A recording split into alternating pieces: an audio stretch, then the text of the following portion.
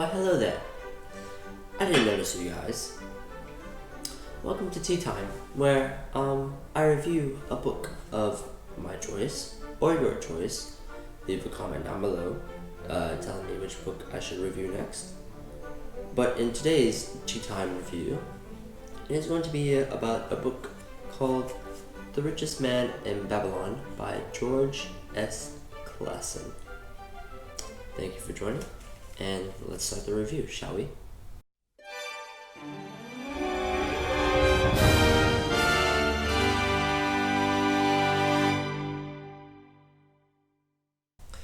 This book, The Richest Man in Babylon, I categorize it as a wealth management book. It helps you manage your wealth, about how, a part of your income you should save about 10% of your income to keep as yourself so that you can reinvest that in something later, whether it be like real estate or stocks, bonds, Bitcoin, all that. Also, 20% you save. If you have debt, you save 20% and you pay off your debt in full or like either in payments from when you get paid. Another thing the book has kind of touched the topic on is the universal laws of money.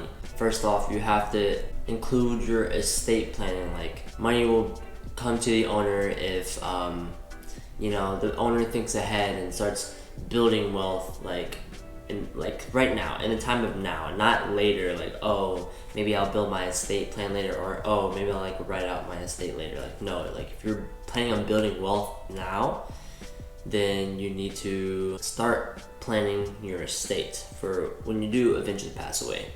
Second law of money would be money will work for someone who is wise and knows how to multiply that money. Money is like a human being, it's kind of like someone who's working under you, per se. Like, you have to kind of think about it like that. Like, money is someone who is working under you to make you more money. Put it that way. Like, you hired money to make more money for you. You see what I mean? Third rule, or third law of money, is that it clings to the cautious owner who handles it wisely. So, meaning, what I say by handling it wisely is no impulsive buying, or don't invest in something that you're truly not familiar with, or you don't get scammed or things like that. You're kind of cautious of the things you purchase. You're more so buying with intent, if that makes sense.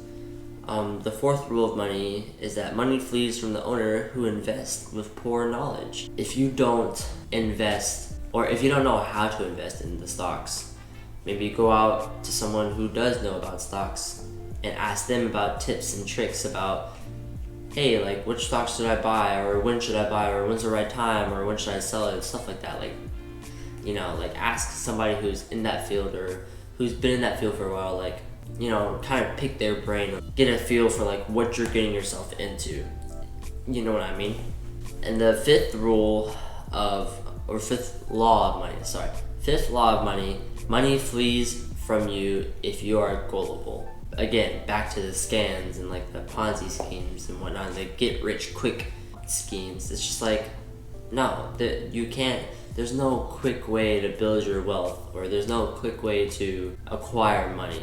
Yes, there's some quick ways, but it's just you're not really teaching yourself financial knowledge in a sense. You're just in it to make the fast money and then boom, run. That's it. Do you know what you're gonna do with that money after? Not really. You have all that money, you're probably gonna spend it, Those are the 5 laws of money. As explained in this book, it's a brief summarization, a brief overall summarization, but another thing that I learned from this book, you have to have a certain attitude towards money. You have to have that certain mindset when it comes to money. Your money is someone who's technically working for you. You're the boss of your money. You tell your money where to go. You tell your money what to do. You make these purchases, you're basically telling your money hey, I want you to go buy this for me, and in return I will be happy, right? When you purchase something that doesn't have profitability or security, or it's just like something materialistic, your money will then not work for you anymore, because all you're doing with your money is just throwing it away and buying things that don't necessarily add value or don't necessarily bring you profitability when you use your money. It's your attitude towards money. You want to purchase things that either really fill you with joy, or just like don't purchase things that you're gonna not use, or purchase things that you could maybe like resell later or something like that. Like security, like it's all about the security in what you purchase and the profitability in what you purchase. That being said, it's also like being more intentional with your purchases, if anything, with your money, and treat it as if like it's something so like sacred, like, oh, I can't let my money like go away from me. Like if I'm gonna spend my money, like it has to have like a return of investment. You know what I mean? Like it has to bring me back money, like with something I purchased. Say for example, if I bought this book, right? I bought this book and it cost $7 to buy this book. So you buy this book for $7. $7 on this book or $7 on a Starbucks coffee? Which one will bring me more satisfaction and happiness? And I know some people will say the $7 coffee. But if the $7 coffee isn't bringing me like any knowledge, it isn't bringing me any like human capital, it isn't bringing me return on investment, maybe like a caffeine rush, but that caffeine rush dies out in like what, an hour? Coffee for me doesn't work. It really doesn't work. So that's out of the question. And then you have this $7 book right here, which is increasing my human capital, and it's giving me the knowledge and the know-how of how to manage my wealth, or at least start building up my wealth and learning how to manage it. It's giving me kind of like a set guidelines of how I should manage my money. Although some people might not agree with these guidelines, it's like it's almost as if it's like a foundation that you should consider. So yeah, it's all about your attitude of money. Another key takeaway from this book is that you should be taking advantage of opportunities. Don't be afraid to take calculated risks. So when people say that you should take risk in order to be successful, yes, it's good to take risk, but it's not good to take uncalculated risk. Like throwing yourself into something that you don't really know or understand, like you're gonna get the short end of the stick, because you're just kind of going in there not expecting anything. You're just kind of like, oh, I'm just gonna get something out of this. And that's something that I'm at fault for doing as well. Like I kind of take uncalculated risks as well. Try to take calculated risk, like think about what you're gonna do and how you're gonna do it. Like make a plan of action, kind of sleep on it for a few days if you really want to take that risk, and if it's really worth for you. Take the leap of faith if it's something that's been in your heart for a while and something that you've been wanting to do for a while. Like you should take that leap of faith and have the courage to do it, and you should just believe in yourself. Believe that you are strong-willed enough, strong-minded enough to push through all the hardships and just kind of do it, like do it to the best of your ability, because no one else can boost yourself more than you can. You know what I'm saying? Like no one else can hype yourself up more than you. You're the one who brings yourself down. You're the one who hypes yourself up. It's all dependent on you. So make sure you take those calculated risks, take that leap of faith, believe in yourself. On to the book itself. So this is, I guess, kind of like an older version of the book. I know there's another version. There's another version of this book right here. It's more so easier to read, but I would suggest this one if you can, because it gives you examples. And I actually prefer like the old-timey like English vibe. This my little brother actually read. He's 13 and he couldn't read this because of like how the book was written. Like it was written in like the old English times. Well, I don't know if it was written in the old English times, but like it has excerpts from like the Babylonian era. So if you want to read something that's a little easier for you to pick up, then I suggest this book by Charles Conrad, Richest Man in Babylon, 6 Laws of Wealth. He named 6. This book has 5.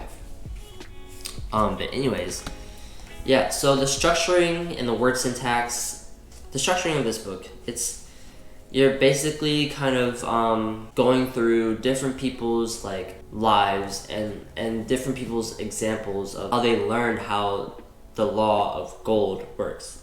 In this book, the currency is gold, so I mean you kind of translate that to money in our era, but they give you a lot of good examples. Some of the names are hard to pronounce. I just kind of say whatever and make it up in my name, but that doesn't really matter. It's more so of like the practice of what these particular people in this book are doing, more so like the structuring and the syntax and like the old-timey English kind of words. You know, it's more so like what are you getting out of their struggles, and like what are you getting out of their I guess more so like process of trying to like manage their wealth and grow their wealth. This book is not an easy read only because of how it's worded, and some people might be confused on how to read this book. To me, it almost kind of gives me a sense of like, oh wow, like I'm actually like immersed in this book, like old-timey English, you know? Dost still think it, but an inconsistency of fate, that some men have much gold and others have not. Like, doesn't that make you feel like, ooh, like, I'm smart? But anyways, yeah, I would say it's kind of like this isn't an easy read and this is a hard read. It would be somewhere like right here. Pick up this book if you want to consider it. The length of a book, not that long. I finished this within like 2 weeks, but honestly, you could probably finish this book within a week, maybe 3 days, if you just divided it up and gave yourself some time. It's a very educational book, very informational. The key takeaways that I took away from this book are that I'm actually saving 10% of my income as mine to keep, and sooner or later investing that in something I deem I have a lot of knowledge in.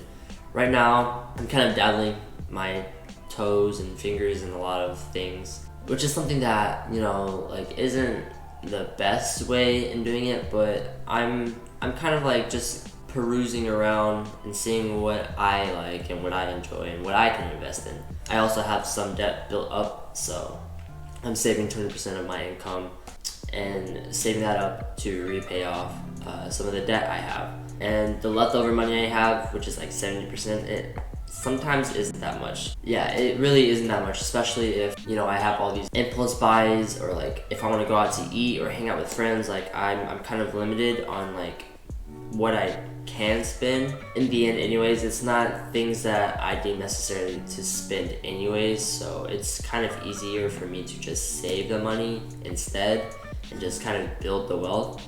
But those are like, that's kind of like the takeaway that I took from this book. The rules of gold / money and how you handle it per se.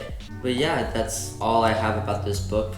I know it's a very long book, but this book is actually a very good read. I thoroughly enjoyed it. This was something that was recommended to me by my stepfather. Thank you for showing me this book. It's a really good book, by the way. If you guys have any questions about the book, or you know, if it's a good read, I highly recommend this book to read. I highly recommend this book. It's a very good book. It teaches you some things that you might not know about money. It's always good to increase human capital. Like, you can always take that with you. It's always going to be with you no matter what. Yeah, there'll be a link to buy the book down below. If you, like I said in the beginning of the video, if you want me to review a book I can read, please shoot it down in the comments below. I'll read that book, I'll review it for you. I have a couple of more books coming up for you guys, but it might take me a while to read a book because, you know, I'm kind of a slow reader. Also, tell me how you like the series. If you stuck by this long, if you enjoyed it, if I can make it shorter, you know, kind of cuts more to the point. But I'm just kind of giving like my general like thoughts on this book. I know it's a very long video already, but I digress. And leave a like. Leave a like if you enjoyed the video. Subscribe, hit the bell down below when I post another video. Kind of starting to get myself into like the YouTube space more. Something that I've been wanting to do for a while. Yeah, I'll See you until the next tea time.